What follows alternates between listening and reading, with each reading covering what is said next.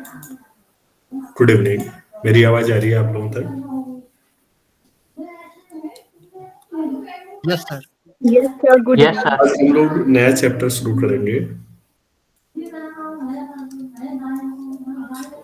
Eigen values and eigen vectors.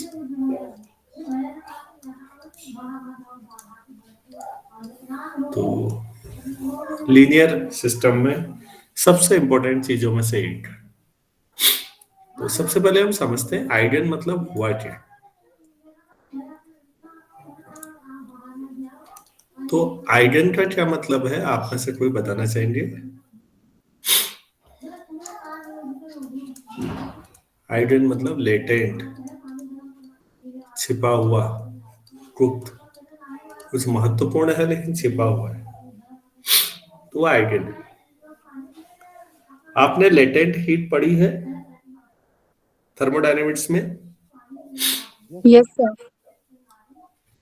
हाँ, तो क्या होती थी, आप में से किसी को याद है? उसी से आपको काफी समझ में आएगा कि अच्छा हाँ, लेटेंट हीट। किसी स्टूडेंट को याद है तो थोड़ा बोलेंगे?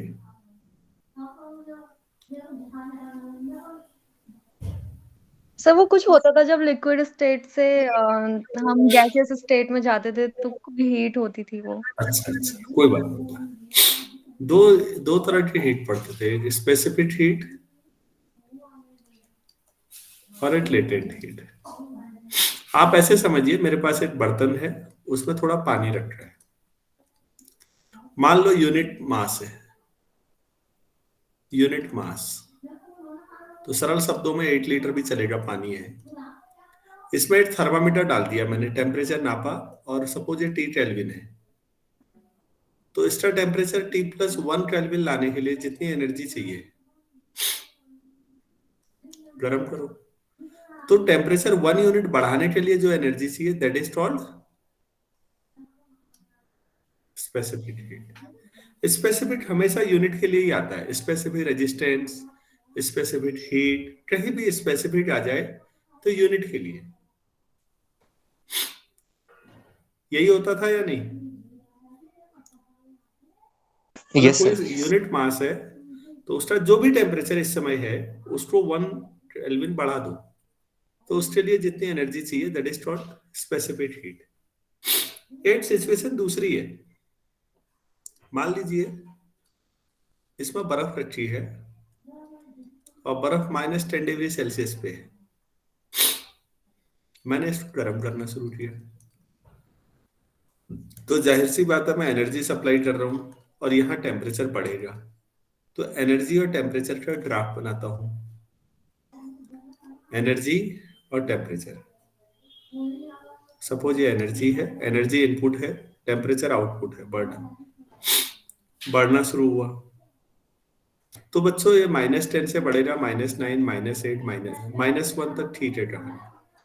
थोड़ा सा देखिए, जो ही ये 0 डिग्री सेल्सियस पे पहुंचता है टेम्परेचर, यहाँ पर बड़ा गजब परिवर्तन होता है। केमिस्ट्री के टीचर बहुत अच्छा पढ़ाते हैं इसको, फेज चेंज में। अब ये सॉलिड से लिक्विड फेज में कन्वर्ट होगा। अभी तक आप जो एनर्जी दे रहे थे उसका एकमात्र उपयोग टेम्परेचर बढ़ाने में हो रहा था। किसमें हो रहा था? टेम्परेचर बढ़ाने में। 0 डिग्री सेल्सियस पे पहुंचते ही ये काम थोड़ी देर के लिए बंद हो जाएगा और सारी एनर्जी लग जाएगी फेज चेंज में, सॉलिड फेज को लिक्विड में बदलने में। काम बदल गया है। क्या मेरी बात समझ पाए आप लोग? Yes sir. अब उसके बाद जब सारा आइस वाटर में कन्वर्ट हो जाएगा, तो फिर आप, क्योंकि आप तो एनर्जी दिए जा रहे हैं, तो फिर ये 0 से फिर बदलेगा, 1 degree, 2 degree, up to 99 degree. 99 degree तक फिर वही होगा कि जो एनर्जी आप दे रहे हैं उसका एकमात्र उपयोग टेम्परेचर बढ़ाने में होगा। लेकिन 100 डिग्री सेल्सियस पे पहुंचते ही फिर दोबारा यहां पर आप जो एनर्जी दे रहे हैं उसका काम फिर बदल जाएगा। अब ये लिक्विड हो गैसियस फेज में कन्वर्ट करने में लग जाएगी, उसके बाद फिर ये गैसियस में चलती रहेगी। तो मोटे तौर पर जो ग्राफ होता है वो ऐसा आ रहा होता है, एक तरफ बढ़ता है थोड़ी देर के लिए, फिर रुका, फिर बढ़ा, थोड़ी देर के लिए बढ़ा, फिर ऐसा हुआ। तो ये दो फेज ऐसे आते हैं ये, जहां पर टेम्परेचर नहीं बढ़ रहा है जो भी, लेकिन एनर्जी बढ़ रही है यहां पर, और ऐसा ही यहां भी हो रहा होगा। क्या मैं समझा पाया सारे लोगों को? Yes sir. Yes sir. तो बच्चों यहां पर क्या है कि आप एनर्जी तो दे रहे हैं लेकिन टेम्परेचर नहीं बढ़ रहा है, तो आपको ऐसा लग रहा होगा कि यार ये ना सिस्टम जो है ये जिसको हम गर्म कर रहे हैं, ये इस एनर्जी को छिपा गया जो E1 से E2 तक हमने दी, इस एनर्जी को अपने अंदर छिपा गया क्योंकि टेम्परेचर तो बढ़ा नहीं। तो क्या इसे लेटेंट हीट कहना जस्टिफाइड है? Yes sir. अच्छा, ऐसे यहां पर देखिएगा, तो इसको कहते हैं लेटेंट हीट ऑफ फ्यूजन, और इसको कहते हैं बच्चों ऐसे ही 100 डिग्री पे भी होगा, ये 0 पे होगा, ऐसे ही 100 पे भी होगा। तो इसको कहते हैं लेटेंट हीट ऑफ वेपोराइजेशन, वाष्पीकरण की गुप्त ऊष्मा, गलन की गुप्त ऊष्मा हिंदी में। Latent heat of fusion, latent heat of vaporisation, जिस दौरान फेज चेंज होता है, तो एनर्जी उस समय टेम्परेचर नहीं बढ़ा रही है, फेज चेंज में लग जा रही है, तो टेम्परेचर ग्राफ हॉरिजॉन्टल हो जाएगा यहाँ पर। क्या मैं समझा पाया आप लोगों को? Yes sir. Yes sir. तो बच्चों यहां पर ध्यान से देखिएगा चीजों को, कि स्पेसिफिक हीट की जब बात करते हैं तो फेज चेंज ही बात नहीं होती, सेम फेज में केवल टेम्परेचर बढ़ता है। लेटेंट हीट वहां पर काम आती है जहां पर आप फेज चेंज की बात करते हैं। तो इसलिए नॉर्मल एक ही फेज में अगर हो तो Q=mc डेल्टा थीटा यूज करते हैं आप, कई लोग सीटी जो एस भी लेते हैं स्पेसिफिक हीट के लिए। लेकिन जहां फेज चेंज होता है, ये डेल्टा थीटा टेम्परेचर चेंज है थर्मोडायनेमिक्स में, डेल्टा टी ले लो, थीटा पसंद नहीं है तो भाई अगर आपने 5 डिग्री से 25 डिग्री तक किसी को गर्म किया तो कितनी एनर्जी सप्लाई की, आप इस फॉर्मूले से निकालते हैं, M C for specific heat और डेल्टा टी टेम्परेचर चेंज। लेकिन बच्चों ये फॉर्मूला तब नहीं लगा सकते जब फेज चेंज होता है, क्योंकि जब फेज चेंज होता है तो डेल्टा टी तो 0 होता है, तो उस समय आप ये वाला फॉर्मूला लगाते थे, अगर आपको याद हो तो। कौन सा यस। फॉर्मूला कहाँ लगाना है? सेम फेज में ये लगेगा, फेज चेंज में ये लगेगा, क्योंकि ये ऊपर वाला फेल हो जाएगा, डेल्टा टी है ही नहीं, फेज चेंज में कहां से लेते हो? तो एक नए फॉर्मूले को डिराइव करना पड़ा, ये एल फॉर लेटेंट हीट है। और इसको लेटेंट क्यों कहते हैं, क्या मैं समझा पाया अच्छी तरह, या कोई डाउट है अभी भी किसी को?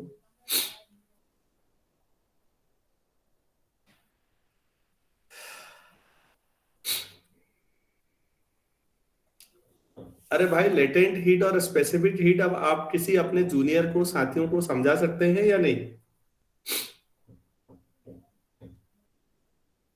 यस सर, समझा यस सकते हैं। सर। ठीक हो गया। हाँ, मेरा काम थर्मोडायनेमिक्स पढ़ाना नहीं है अभी, तो मैं अब उसको अपने को अवॉइड कर रहा हूँ। प्रॉब्लम यह है कि 15 साल जैसे ज्यादा हो गए बच्चों ये सब पढ़ाते पढ़ाते, इसलिए कई बार ये होता है मैं एग्जाम्पल वहां से उठा लेता हूँ जो मैंने पढ़ाया होता है। और उसमें से बीएससी को हीट एंड थर्मोडायनेमिक्स तो सबसे मुझे आसान पेपर लगा आज तक, मेरे ख्याल से सबसे फेवरेट रहा होगा मेरा हीट एंड थर्मोडायनेमिक्स पढ़ाना, या मैकेनिक्स, या मॉडर्न फिजिक्स, क्योंकि मैथ्स ठीक ठाक लगती है सबसे। मैं एक ही पेपर में कभी कन्विंस नहीं हो पाया, वो इलेक्ट्रॉनिक्स, शायद मैंने सीरियसली नहीं पढ़ा होगा। चलिए अब हम लेटेंट शब्द समझे थोड़ा सा, अब हम मैथ्स की ओर आते हैं। हम इस में लेटेंट, अगर जिनको कहते हैं आप लोग, आइगन का मतलब लेटेंट हुआ, तो जिनको हम आइगन वैल्यू कह रहे हैं बच्चों, अभी ऑफिशियल डेफिनेशन नहीं दी है मैंने, इनको आप लेटेंट रूट्स भी कह सकते हैं। या करेक्टरिस्टिक रूट्स।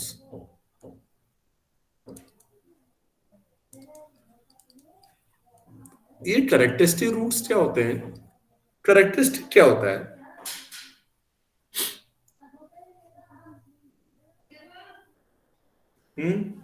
सर करेक्टर माने गुण। अच्छा, करेक्टर वाले गुण मतलब समझा नहीं। अब मेढक का करेक्टरिस्टिक फीचर बताओगे कहेंगे तो क्या बताओगे? या तिलचट्टे का, टिड्डी का, सांप का करेक्टरिस्टिक कौन सा करेक्टर? मच्छर का?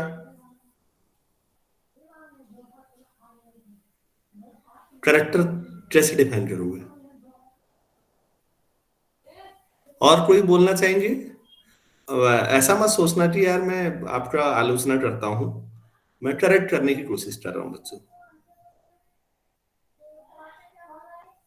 अगर मैं ये कहता हूं कोई भी बैक्टीरिया वायरस लेवल से लेके व्हेल तक किसी के लिए भी ये करेक्टरिस्टिक फीचर है, ये उसका करेक्टरिस्टिक फीचर है कहता हूं, तो इससे क्या मतलब है? से मतलब उसकी विशेषता। अच्छा, कैसी विशेषता जिससे वो पहचाना जाए? फीचर और करेक्टरिस्टिक फीचर में अंतर समझो बच्चों। मैं आप लोगों को जो दोराहट के हैं, आप लोग जुड़े हैं, उनमें से कईयों को सेम उदाहरण पहले भी दे चुका हूं। कई बार मेरे घर में होता है, पहले से होता आ रहा है, कॉलेज दौर से। कोई लड़का आया, मेरी माँ से पूछा, आंटी नरेंद्र है घर में? मेरी माँ ने कहा नहीं है।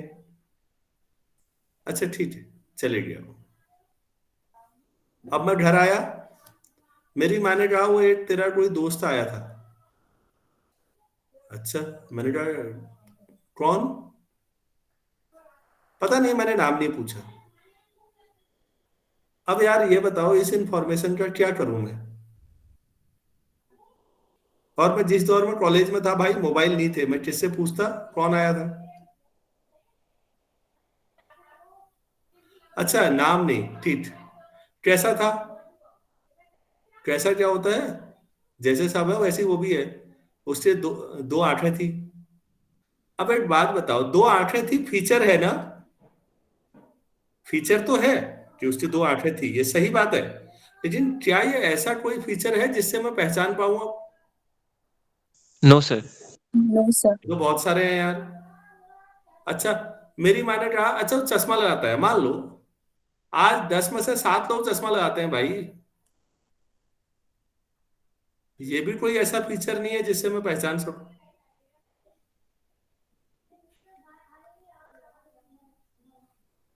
तो मतलब फीचर का मतलब बहुत सारे फीचर होते हैं, हर एक बैक्टीरिया लेवल से व्हेल तक कह रहा हूं, सब में ढेर सारे फीचर होते हैं।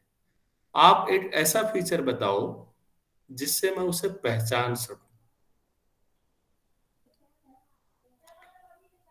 अगर कोई ऐसा फीचर मेरी माँ ने बताया कि वो ऐसा तो अच्छा वो होगा, और मैंने वो पहचान लिया।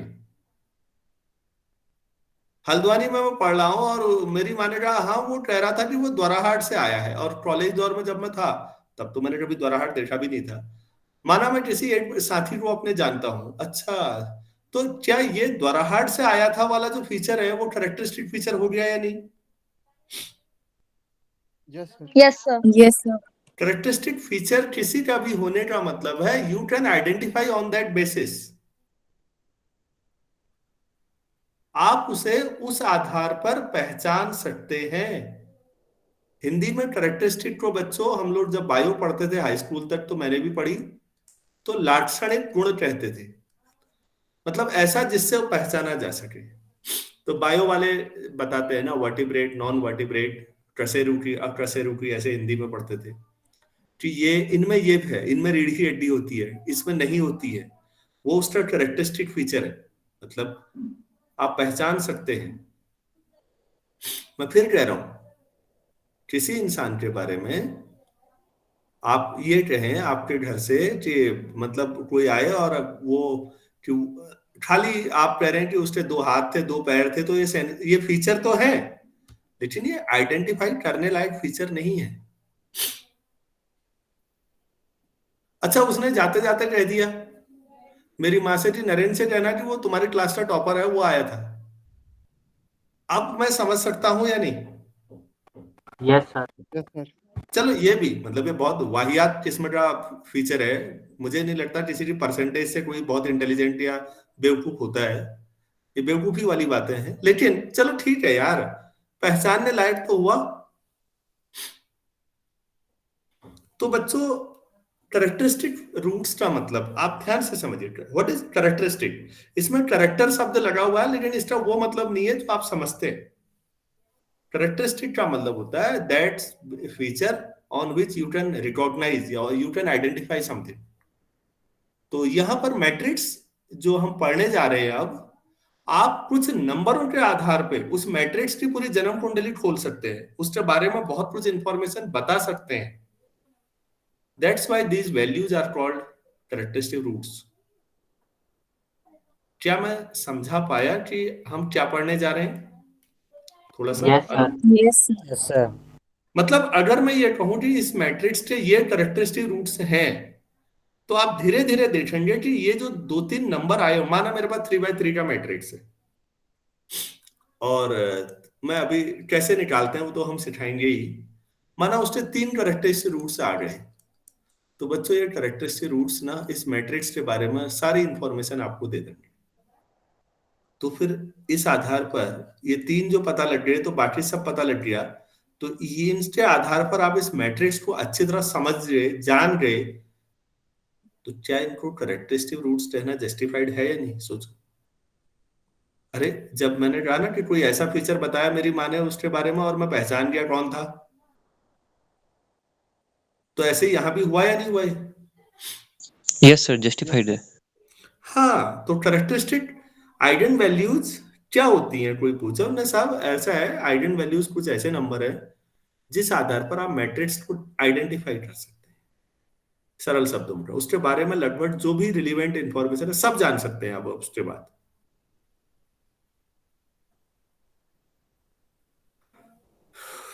तो फिर आइगन वैल्यू है, तो उन्हीं आइगन वैल्यू से हम निकालेंगे फिर आइगन वेक्टर। अब आप कहेंगे इनको क्या नाम दें? तो इनको लेटेंट वेक्टर, कैरेक्टरिस्टिक वेक्टर भी कहते हैं। वैसी रूट्स की जो वेक्टर डाल दो यार, क्या दिक्कत है उसमें? मेरे ख्याल से थोड़ा सा समझ में आया होगा। अब इसको ऐसे समझो, क्योंकि आइगन वैल्यू आइगन वेक्टर के बिना तो क्वांटम मैकेनिक्स में आप हिल भी नहीं सकते, फिजिक्स में।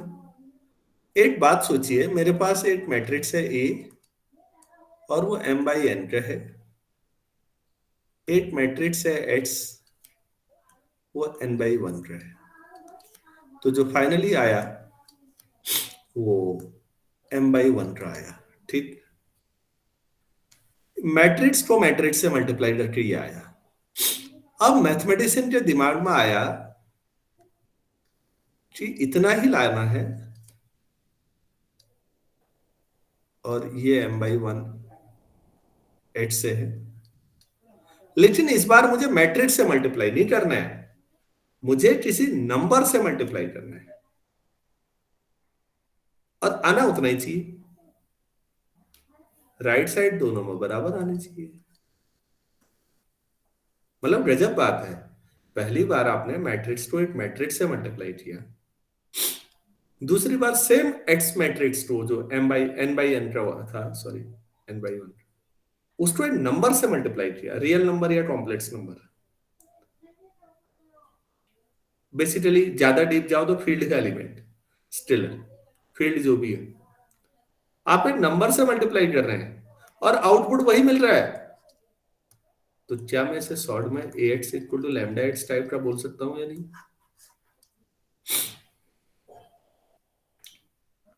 Yes sir. तो लैम्डा को क्या बोलेंगे? Eigen value. यार गजब नंबर है यार, एक पूरे मैट्रिक्स से मल्टीप्लाई करके जो आउटपुट आया वो इस नंबर ने दे डाला। क्या आप इसकी पावर समझ पा रहे हैं? थोड़ा एहसास हो पा रहा है? यस सर आज मैंने दिन में सोचा था कि मैं बैठ के एक एग्जाम्पल थोड़ा सोचूंगा, लेकिन मुझे मिला नहीं टाइम। घर आके दिवाली की सफाई और सब काम हो रहे हैं, तो मैं और कामों में इन्वॉल्व हो गया। मेरे दिमाग में ये था मैं रफ में थोड़ी देर काम करके एक 2x2 का छोटा सा मैट्रिक्स लूंगा, उसको मैं एक्स नाम दूंगा, एक ए ले लूंगा और एक ये ले लूंगा, और एक फिर नंबर से मल्टीप्लाई करके दिखाऊंगा कि दोनों बराबरी कैसे आ रही है। खैर अब नहीं मिल रहा मुझे एग्जाम्पल, तो अब जब निकालूंगा आइगन वैल्यू तब दिखा दूंगा, कोई बात नहीं। लेकिन आप रियलाइज करना बच्चों, जिंदगी में सबसे इंपॉर्टेंट चीज रियलाइजेशन ही है। किसी भी चीज को जिस दिन हम रियलाइज करते हैं ना, एहसास करते हैं कि अच्छा ये हो रहा है, पढ़ते तो 50 बार है उसे हम, कोई बहुत बड़ी बात नहीं है। रियलाइज करना ज्यादा जरूरी है कि हम कर क्या रहे हैं आइगन वैल्यू। अगर आप इसको एक तरफ ले आए तो आप इसको लैम्डा, अब मैट्रिक्स और नंबर कैसे लिखोगे, तो कोई बात नहीं यार, यूनिट मैट्रिक्स लगा दो, अब इधर नल मैट्रिक्स आ जाएगा। तो बाद में आप इस तरह से निकालेंगे इसको, इसको डिटर्मिनेंट 0 कर दो। लोग डेफिनेशन पूछते हैं जब आइगन वैल्यू की, तो लोग इसको सॉल्व करके जो लैम्डा आता है वो बताते हैं कि वो आइगन वैल्यू है, लेकिन उन्हें ये समझ नहीं आता कि ये हुआ क्या। वो बेसिकली आइगन वैल्यू निकालने का मेथड समझा रहे होते हैं, बजाय कि व्हाट इज आइगन वैल्यू। क्या मैं सही हूं, ऐसा होता है या नहीं, सोचिएगा।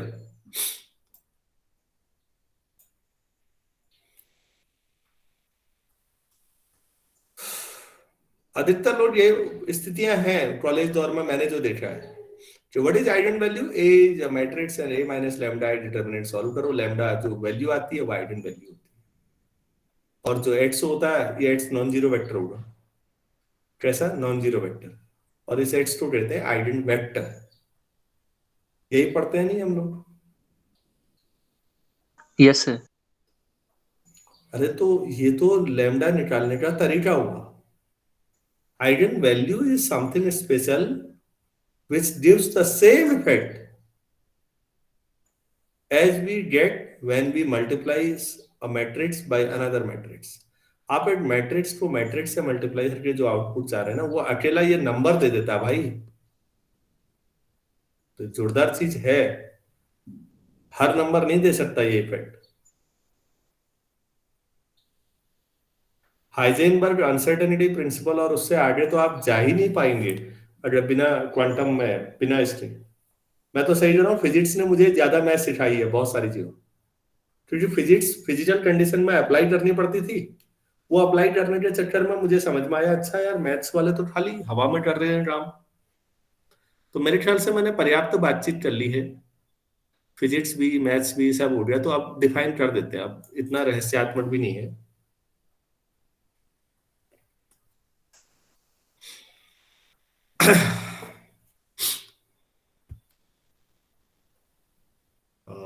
डेफिनेशन भी तो बोलनी भी अब, लेकिन डेफिनेशन ये वाली बोल ज्यादा अच्छी है। कभी इंटरव्यू में जानिए ना ये डेफिनेशन, तो समझ में आया ना क्या डेफिनेशन एक्सप्लेन करना है किसी टीचर के सामने। कि सर दो मैट्रिसेस के प्रोडक्ट का आउटपुट वही आता है जो किसी नंबर से एक्स को मल्टीप्लाई करके आ रहा है। तो ये जो नंबर है कोई खास नंबर होगा, सभी लैम्डा नहीं ले सकते ऐसे कुछ भी।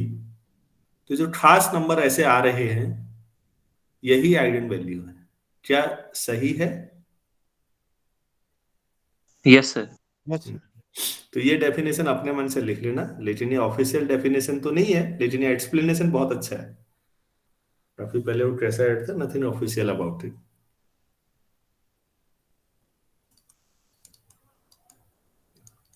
तो यार ए मैंने कोई मान लिया ये मैट्रिक्स है, और जो लैम्डा है बेसिकली ये फील्ड का एलिमेंट है बच्चों। जिन बच्चों को फील्ड नहीं मालूम है वो ये समझ ले कि लैम्डा रियल नंबर या कॉम्प्लेक्स नंबर। ठीक है। अरे यार एन बाई एन लेना चाहिए क्योंकि मैं डिटर्मिनेंट लेने वाला हूँ, सॉरी।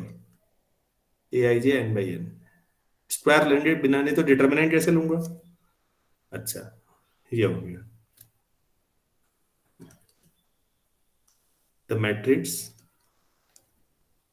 पहले मुझे करना चाहिए A minus lambda I is called, खाली नाम है फालतू के, called the characteristic matrix.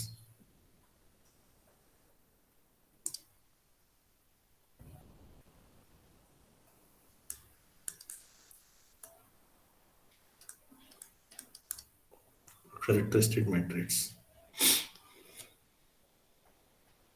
Also, a minus lambda i determinant जब आप करेंगे तो ऑब्वियस है लैम्डा में एक एक्सप्रेशन होगा, तो उसको कहते हैं करेक्टरिस्टिक पॉलिनोमियल.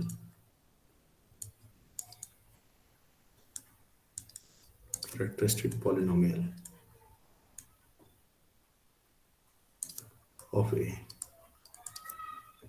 और ए अगर इस पॉलिनोमियल को आप इक्वल टू 0 कर दें तो अब आप कहेंगे characteristic equation of A. Characteristic equation of A. और इसको सॉल्व करेंगे. Roots of this equation are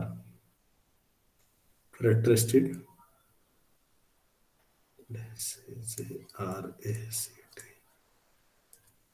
roots of A. तो उस मैट्रिक्स ए के करेक्टरिस्टिक रूट्स हैं.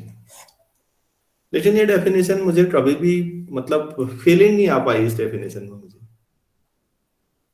याद हो गया है. बेसिकली ये मेथड ज्यादा लगा मुझे कि अच्छा ऐसे निकालने हैं. फिजिक्स ने मुझे समझाया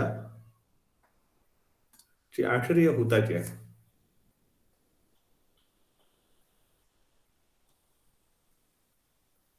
सब लोग दोनों तरह से समझ में आ गया होगा सभी लोगों को मेरे ख्याल से.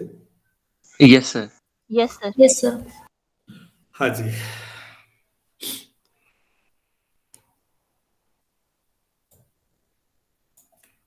और यहीं से ये भी समझा देते हैं करेक्टरिस्टिक वेक्टर क्या होता है. फिर पहले लैम्डा निकलेगा. If lambda is an eigen value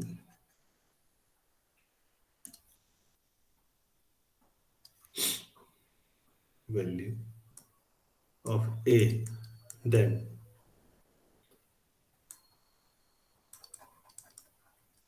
a non-zero vector X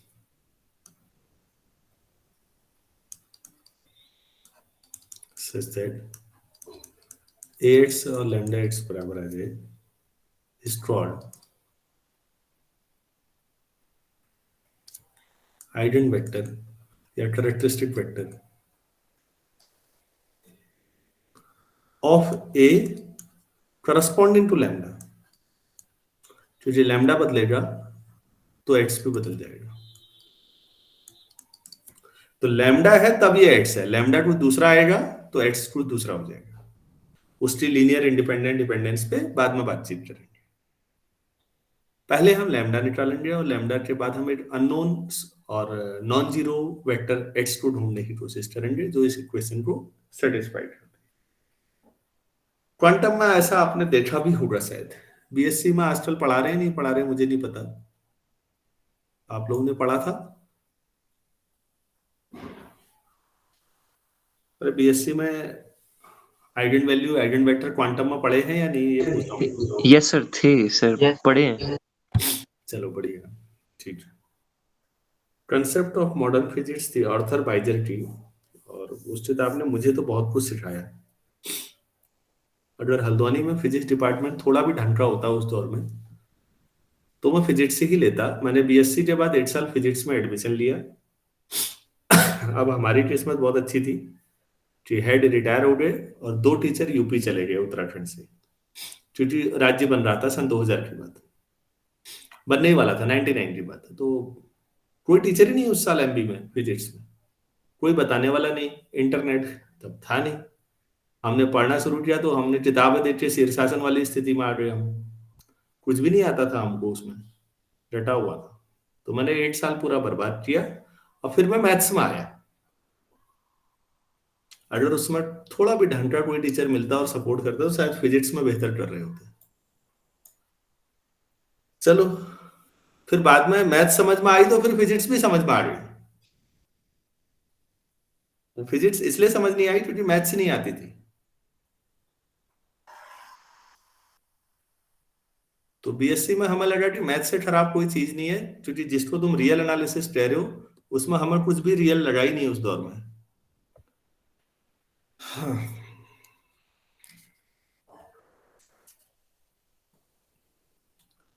तो एक ऑर्डिनरी क्वेश्चन बता देते हैं। Find eigen values of a equal to 0 1 2 1 0 minus 1 2 minus 1 0।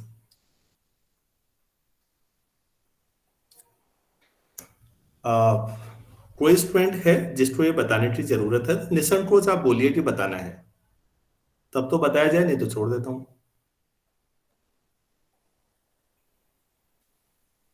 अरे भाई मैं दोबारा पूछ रहा हूं, किसी को भी बताना है तो निसंकोच बोलिए, मैं बताता हूं, और अगर सबको आता है तो मैं आगे बढ़ जाता हूं। सर एक बार बता दीजिए। अच्छा चलो ठीक है।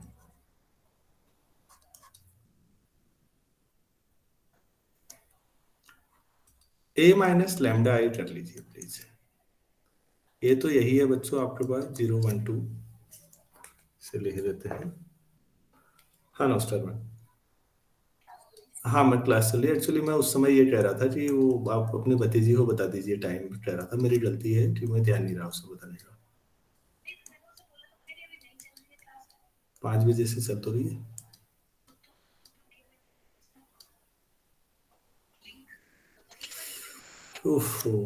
लिंक थोड़ी भेजा मैंने, सॉरी मेरी गलती है। मैं आज वाला उसे प्लीज चाहिएगा, कल से मैं लिंक शेयर करूंगा। मेरी गलती है कि मैं लिंक शेयर करना भूल गया। Sorry sorry sorry sorry, extremely sorry, Google Meet पे था। नहीं गलती मेरी है, मैं बाद में बात करता हूँ। Sorry ma'am.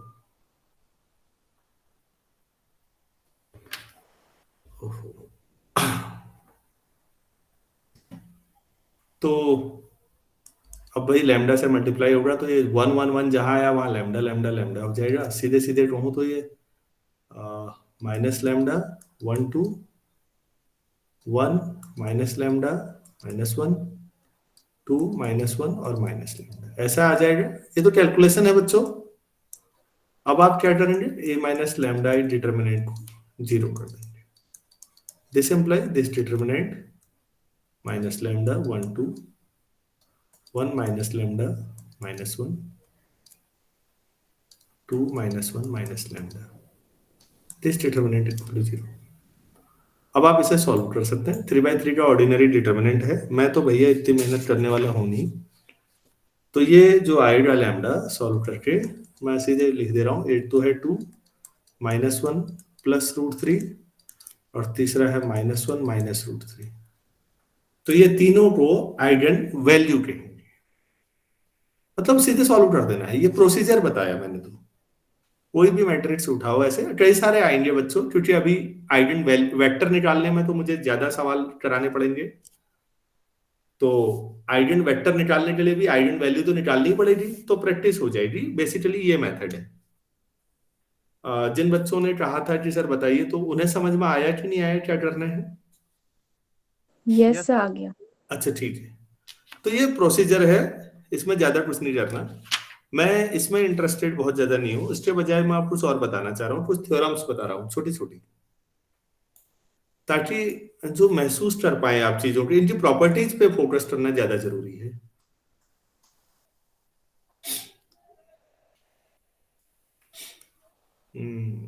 जैसे एक पहले रिजल्ट ये करते हैं। Lambda is an eigen value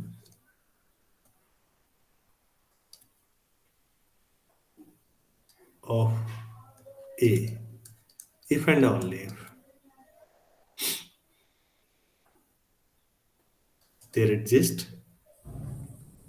x or x non-zero vector such that Ax equal to lambda x। Basically existence theorem है कि अगर लैम्डा आइगन वैल्यू मिली तो गारंटी है कि नॉन जीरो एक्स भी ऐसा मिलेगा जो इस एक्सप्रेशन को सेटिस्फाई करे।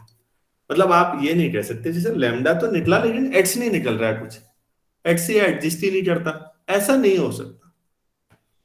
अगर आपको कोई लैम्डा मिलेगा तो एक्स भी मिलेगा, और अगर ऐसा नॉन जीरो एक्स कोई है तो जरूर आपको एक लैम्डा भी मिलेगा। यहां पर बच्चों अब आपके पास एक ही सवाल दिमाग में आएगा, क्या एक लैम्डा के लिए एक ही एक्स या एक ही एक्स जो है वो किसी एक ही लैम्डा के करस्पॉन्डिंग हो सकता है?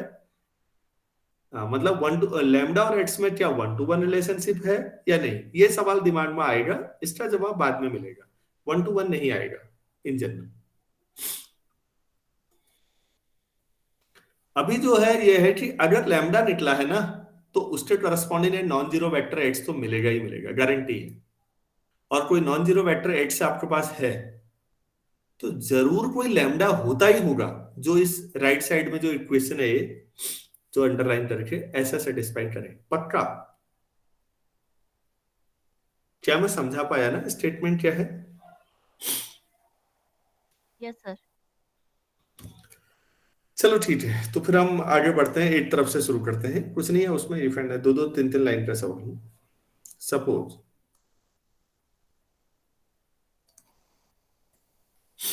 लैम्डा इज एन, ये इफ पार्ट कर रहा हूं मैं, if and only if lambda is an eigenvalue of ए।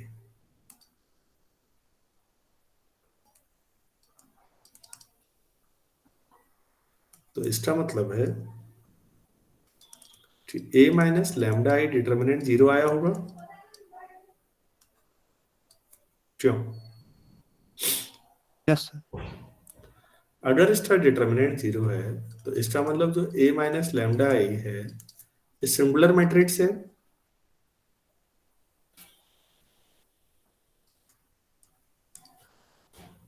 ठीक है ना? हेलो? Yes sir. अरे भाई Yes, जिसका sir. डिटर्मिनेंट 0 आ जाए वो क्या हुआ? Singular matrix. तो ए एन बाई एन लिया था हमने अभी, और जाहिर सी बात है ए माइनस लैम्डा आई भी एन बाई एन है और इसका डिटर्मिनेंट 0 आ रहा है बच्चों। तो क्या इसकी रैंक एन हो सकती है? No sir. No sir. इसका मतलब हुआ rank of A minus lambda I is less than N, where A minus lambda I जो है वो एन बाई एन का मैट्रिक्स है। मतलब तो रैंक अगर क्योंकि डिटर्मिनेंट नॉन जीरो होता तो रैंक एन हो जाती, हमने ये पढ़ा था। अब डिटर्मिनेंट 0 आ रहा है तो रैंक एन से कम है, तो फिर रैंक एन से कम है। और एक्स जो है नॉर्मली हम लोग लेते हैं एन वेक्टर, तो अननोन जितने हैं उससे कम रैंक है, तो इनफाइनाइट सॉल्यूशन होंगे या नहीं होंगे? Yes sir. Yes, sir. तो जो इनफाइनाइट है तो उसमें एक तो जीरो सॉल्यूशन है, बाकी सब नॉन जीरो सॉल्यूशन हुए या नहीं? Yes Yes, sir. sir. This implies A minus lambda I times x equal to null matrix, homogeneous linear equation possesses a non-zero solution.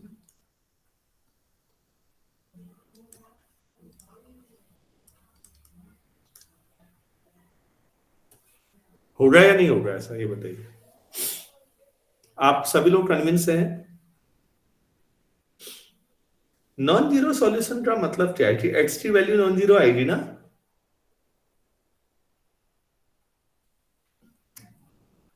Yes, sir. That is, आप ये क्या कर सकते हैं, there exist a non zero vector x such that, ऊपर वाली line को भी दोबारा लिख रहा हूं भाई, कुछ नहीं किया है, इस इक्वल टू 0 और इसी को आप उधर ले जाओ तो लैम्डा एक्स। प्रूफ हो गया या नहीं? क्योंकि आपने यही तो प्रूफ करना था, इधर पढ़िए सबसे ऊपर यही तो लिखा था। अगर आपको कोई आइगन वैल्यू मिल गई तो फिर आपको एक नॉन जीरो एक्स भी मिलेगा ही मिलेगा। क्या पूरा समझ में आया सभी लोगों को?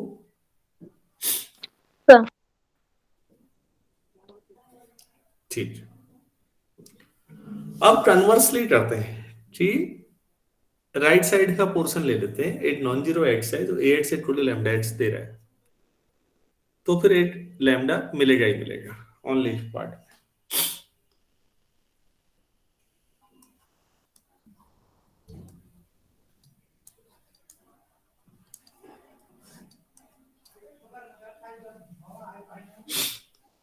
only if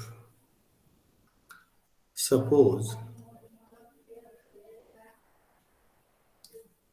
there exist its non-zero vector such that Ax equal to lambda x, that is इसको एक तरफ लाके ऐसा लिख सकते हैं। अगर ऐसा नॉन जीरो ला रहे हैं तो इसकी रैंक n से कम होगी ना, वही सारी कहानी दोबारा करनी है। Since a minus lambda I x equal to 0 possesses non-zero solution,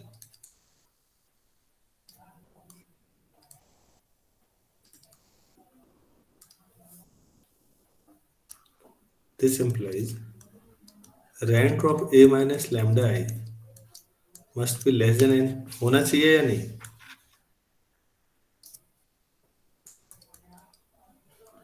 yes sir. और अगर n by n मैट्रिक्स के रैंक आप करें n से कम होना चाहिए, तो determinant 1 a minus lambda I determinant equal to 0 और अगर ऐसा हो गया तो लैम्डा इज आइगन वैल्यू आप कह रहे थे अभी डेफिनेशन में। Yes sir. हो गया, एलिमेंट्री प्रूफ था।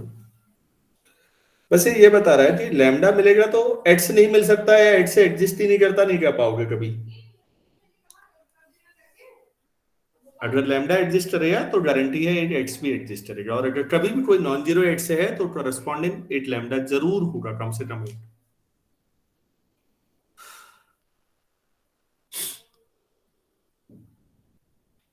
वो कम से कम लैम्डा एग्जिस्ट करके फिर क्या करेगा, फिर वो वही करेगा ना, मैंने कहा देखिए तो A X equal to lambda X पे समझिए ना बार बार कि एक्स को एक मैट्रिक्स से मल्टीप्लाई करके जो इफेक्ट आ रहा है वो एक नंबर से मल्टीप्लाई करके आ जा रहा है बच्चों।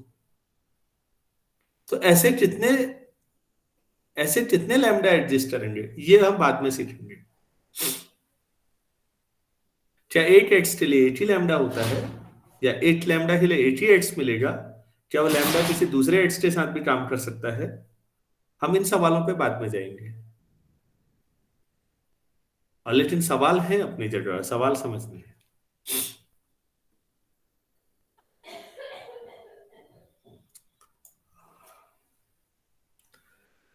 छोटे छोटे क्वेश्चंस हैं अब यहां से मुझे। If x is an eigenvector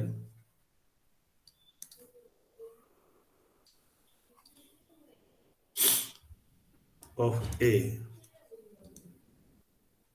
corresponding to eigenvalue lambda,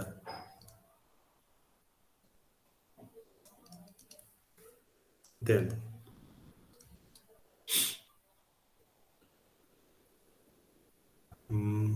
अब लैम्डा इधर लिख दिया तो हम k लिख लेते हैं, small k, kx k field का एलिमेंट है, कोई k नंबर है, मतलब अगर x आइगन वेक्टर है तो x को मैंने किसी नंबर से मल्टीप्लाई कर दिया, फील्ड के एलिमेंट से, किसी स्केलर से, तो that kx is also an eigenvector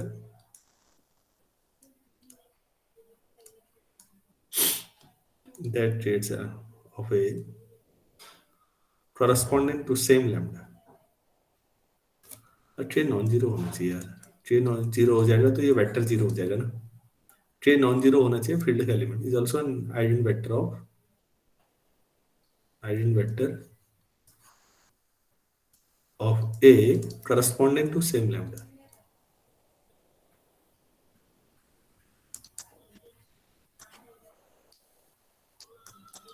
तो फिर बच्चों ये बताइए, अब प्रूफ तो हो जाएगा, 8 लाइन में कुछ नहीं है उसमें।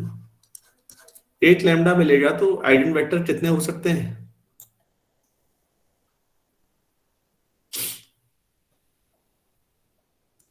फील्ड पे डिपेंड करेगा।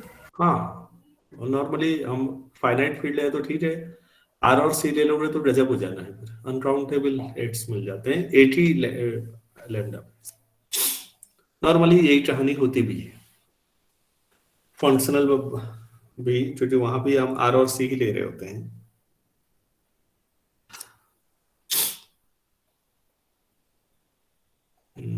गिवन एट्स इज एन, खाली लिखने में टाइम लग रहा है, बाकी कुछ नहीं है। Eigenvalue, eigenvector of A corresponding to eigenvalue lambda.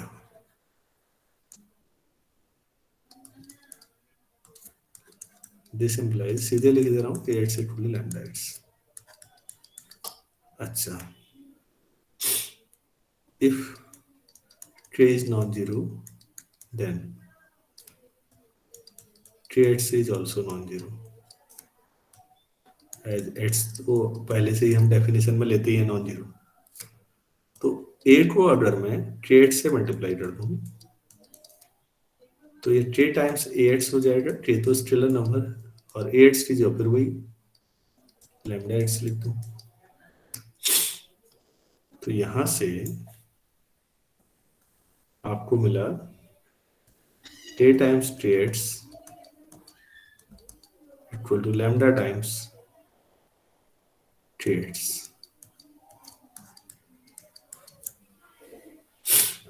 Equation 1 को ड्रॉ करिए और 2 को राइट साइड में दीजिए। यहां पर दोनों जगह x था, यहां दोनों जगह kx है, बाकी कोई अंतर नहीं है। तो वहां आप x को आइगन वेक्टर कह रहे थे लैम्डा के करस्पॉन्डिंग, तो यहां क्या कहेंगे? तो kx को आइगन वेक्टर करेंगे। kx इज, बस हो गया बच्चों, दो लाइन के प्रूफ हैं। kx is eigen vector corresponding to lambda, हो गया। तो अगर आपको एक आइगन वेक्टर मिल गया तो आप दूसरा तीसरा फिर फील्ड के जितने आप मल्टीप्लिकेशन, स्केलर मल्टीप्लिकेशन कर सकते हो एक्स के साथ, कर लीजिए, कोई दिक्कत नहीं है। ठीक, अब यहीं से एक दूसरे तरह का सवाल उठता है दिमाग में, वो क्या होगा? वो भी है छोटा सा, लेकिन वो मुझे लगता है थ्योरम के तौर पर बताना ज्यादा सही है।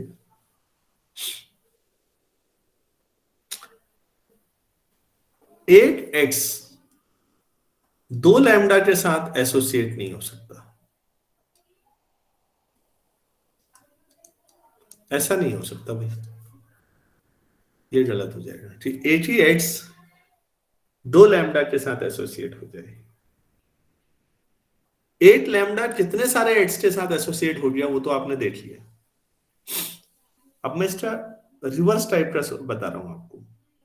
मैंने कहा था थोड़ी देर पहले 1-to-1 करस्पॉन्डेंस नहीं होगी, 8 लैम्डा 8 एक्स 8 एक्स 8 लैम्डा, ऐसा नहीं होगा, ये कहा था आपने। अभी देखा कि 8 ही लैम्डा पे कितने सारे एक्स निकल सकते हैं, वो तो के एक्स पे डिपेंड करता है, के रखते जाओ मिलता जाएगा। तो अब मैं कह रहा हूं कि एक ही अगर एक्स है तो वो दो डिफरेंट लैम्डा के साथ एसोसिएट नहीं होगा। कैसे?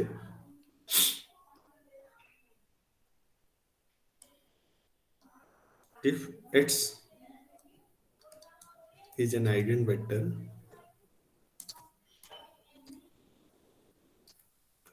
of a matrix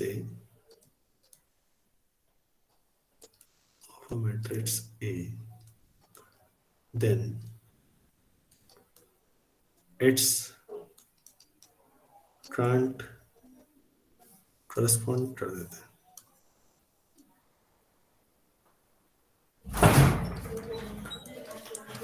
corresponds to more than one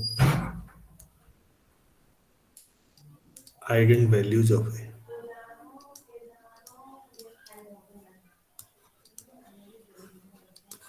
तो 8 से ज्यादा लैम्डा के साथ एसोसिएट नहीं हो सकता। तो इसका प्रूफ का तरीका यही होगा कि 8 को 2 लैम्डा के साथ एसोसिएट करके देखते हैं क्या होता है। सपोज तो 2 लाइन का तो प्रूफ है, x pn eigenvector of A corresponding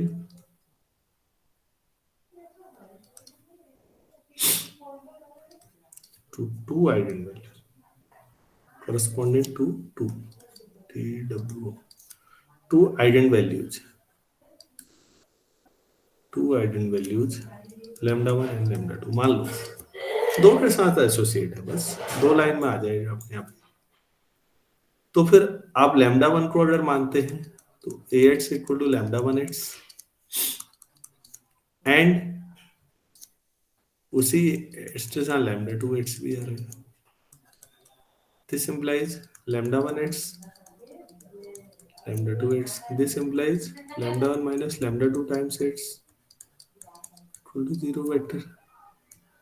लेकिन आप तो ये जानते हैं कि x इज नॉन जीरो। आपने लीनियर अलजेब्रा में ये पढ़ा होगा, a अल्फा अगर 0 है और अल्फा 0 नहीं है तो फिर a को 0 होना पड़ेगा। वेक्टर स्पेस की शुरुआत में पढ़ा होगा बच्चों, ऐसा पढ़ा था या नहीं पढ़ा था? Sir yes sir. तो फिर x अगर नॉन जीरो है तो फिर लैम्डा 1 माइनस लैम्डा 2 0 और इसका मतलब लैम्डा 1 इक्वल टू लैम्डा 2। लो जी, 8x अगर 2 लैम्डा के साथ एसोसिएट हुआ तो दोनों बराबर हो गए, तो क्या मिला फिर? वही तो बात आई कि 8x 8 से ज्यादा लैम्डा के साथ एसोसिएट नहीं हो सकता।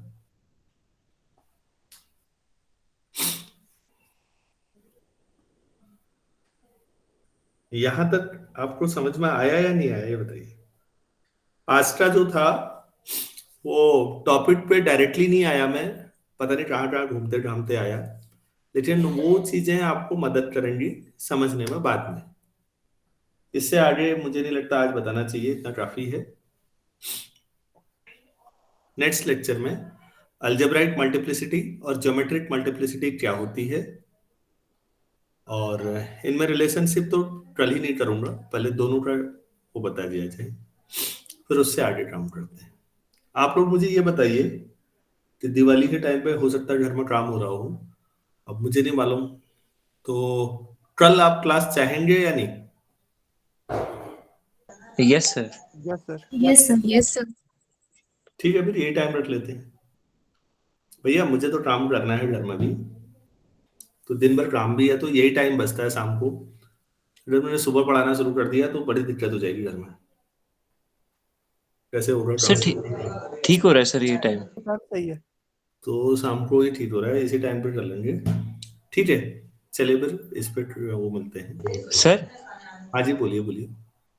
सर 2 क्लासेस पहले सर एक थ्योरम करा रहे थे ना सर, वो आधी हुई थी, पूरी नहीं हो पाई थी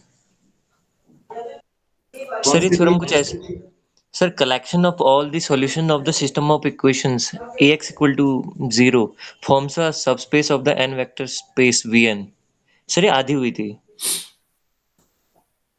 नहीं पूरा हुआ, क्योंकि आपने जब सारे सॉल्यूशन निकाल दिए ना वेक्टर्स, यस सर। तो आपने ये भी बता दिया कि दो सॉल्यूशन भी निकलते हैं तो वो उनके लीनियर वो सबस्पेस बनाते हैं नहीं, क्योंकि उनका लीनियर कॉम्बिनेशन भी सबस्पेस था, याद है? Yes sir. x1 और x2 दो वेक्टर जो हैं, दो सॉल्यूशन है, तो lambda x1 plus mu times x2 भी सॉल्यूशन होगा किया था मैंने। यस, उसका लीनियर कॉम्बिनेशन। तो मतलब सबस्पेस में यही होता है लैम भाई, W1 और W2 सबस्पेस। जैसे सबस्पेस में क्या करते हो आप, दो वेक्टर लेते हो, सबस्पेस बनाने की कंडीशन क्या लेते हो? a alpha plus b beta ही तो लेते हो। Yes sir. अरे तो भाई ax1 plus b lambda x1 plus mu x2 ले लिया, एक ही बात हुई। हाँ सॉरी सर, मैंने ही आधा कर रखा था वो। नहीं नहीं, कोई सॉरी नहीं है। मेरी गलती है कि मुझे इस तरह से समझा देना चाहिए था लास्ट में, क्योंकि और बच्चों को भी तो समझ में नहीं आया होगा, हो सकता है अब आया हो, और फिर भी नहीं आएगा तो कल मुझे फिर याद दिलाइएगा। Yes sir. हाँ, थैंक यू।